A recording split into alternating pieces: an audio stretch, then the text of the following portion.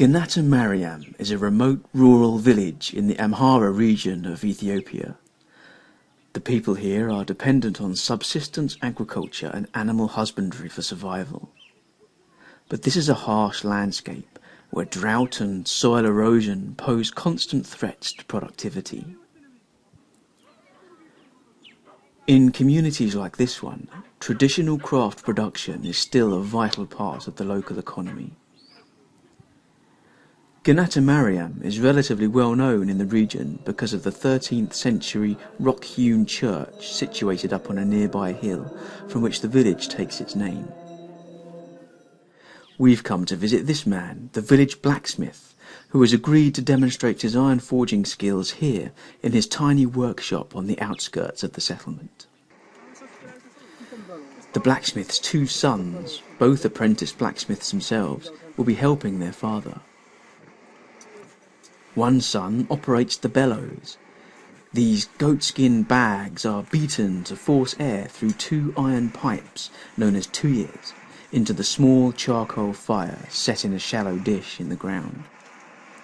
The master blacksmith buries a piece of iron underneath the charcoal.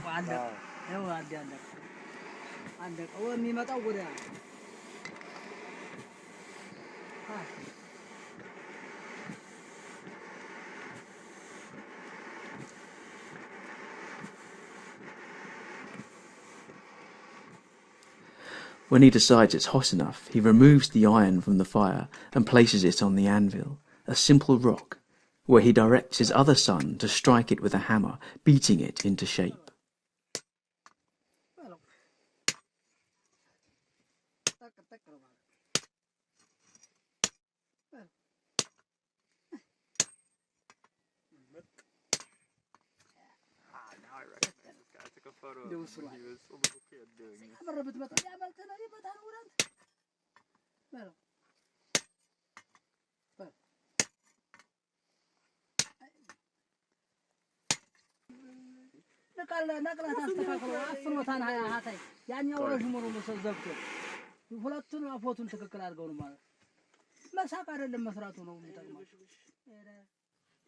Under the blacksmith's direction, the tuyers are adjusted to subtly redirect the airflow and ensure maximum efficiency.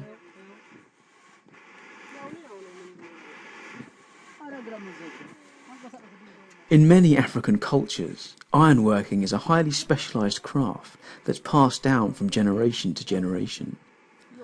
Iron smelting, the process of producing workable iron from ore, is usually subject to strict conceptual controls and taboos.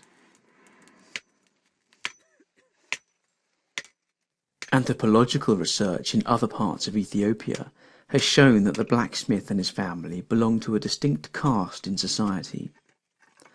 The mysteries of their craft are viewed by the rest of the community with varying degrees of respect, suspicion, and even fear.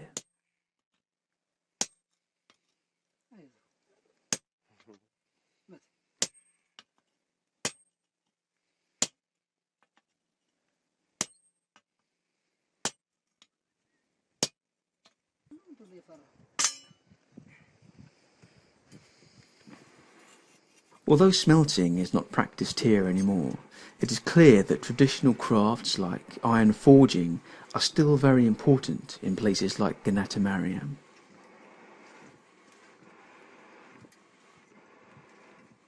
But economic development is slowly transforming the needs and expectations of many Ethiopians.